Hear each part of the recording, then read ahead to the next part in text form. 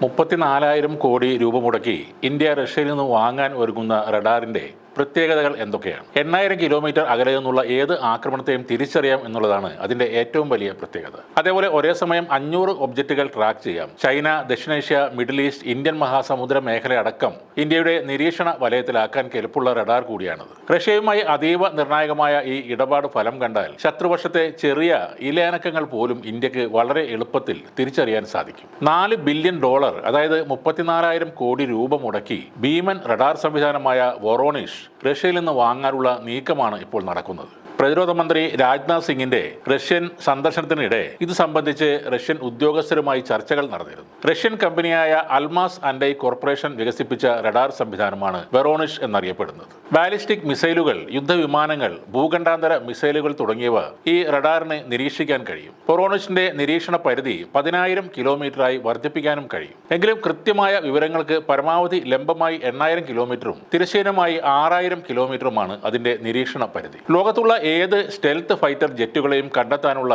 അതിശക്തമായ റഡാർ സംവിധാനമാണ് വെറോണിഷ് എന്നാണ് റഷ്യ അവകാശപ്പെടുന്നത്. അടുത്തിടെയാണ് ചൈനയുടെ സ്റ്റെൽത്ത് ഫൈറ്റർ J-35A വാങ്ങാൻ പാകിസ്ഥാൻ ചില നീക്കങ്ങൾ നടത്തുന്ന വാർത്ത പുറത്തു വന്നത്. ചൈന സ്വന്തമായി വികസിപ്പിച്ച യുദ്ധവിമാനമാണ് J-35A. വിമാനവാഹിനികളിൽ നിന്നുൾപ്പെടെ പറന്നുയരാനും ലാൻഡ് ചെയ്യാനും അതിന് ശേഷിയുണ്ട്.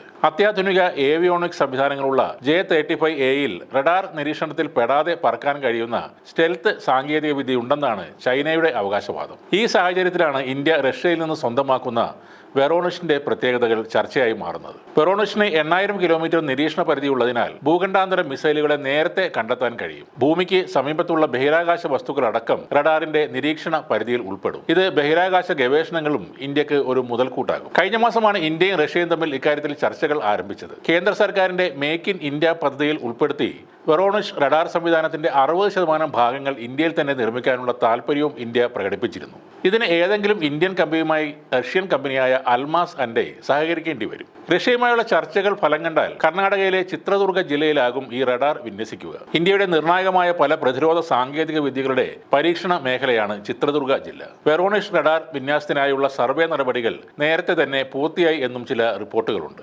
വെറോണിഷ് സംവിധാനം സ്വന്തമാക്കുന്നതിലൂടെ ചൈനയിൽ നിന്നും പാകിസ്ഥാനിൽ നിന്നുമുള്ള ഭീഷണികൾക്ക് തടയിടാൻ നമുക്ക് കഴിയും. റഷ്യയെ സംബന്ധിച്ചിടത്തോളം ഈ ഇടപാട് ഇന്ത്യയുമായുള്ള ബന്ധം ശക്തിപ്പെടുത്തുക മാത്രമല്ല, പാശ്ചാത്യ ഉപരോധങ്ങളാൽ ബുദ്ധിമുട്ടുന്ന സമയത്ത് വലിയ സാമ്പത്തിക നേട്ടവുമാണ് അവർക്ക് ലഭിക്കുന്നത്. റഷ്യയിൽ നിന്ന് ഇന്ത്യ റഡാർ സംവിധാനം വാങ്ങുന്നത് കേവലം ഒരു സൈനിക ശക്തി നവീകരിക്കൽ മാത്രമല്ല, അതിനപ്പുറം ഒരു രാഷ്ട്രീയ പ്രസ്താവന കൂടിയാണത്. ഈ കരാറുമായി മുന്നോട്ട് പോകുന്നതിലൂടെ റഷ്യയെ ഒറ്റപ്പെടുത്തുന്നുള്ള പാശ്ചാത്യ ശ്രമങ്ങളെ ഇന്ത്യ പരസ്യമായി എതിർക്കുകയാണ്. കൂടാതെ അമേരിക്കൻ സമ്മർദ്ദങ്ങൾ അവഗണിച്ച് തങ്ങളുടെ ദേശീയ സുരക്ഷാ താൽപ്പര്യങ്ങൾ പിന്തുടരും എന്ന ഒരു സൂചന കൂടി ഇന്ത്യ നൽകുകയാണ്.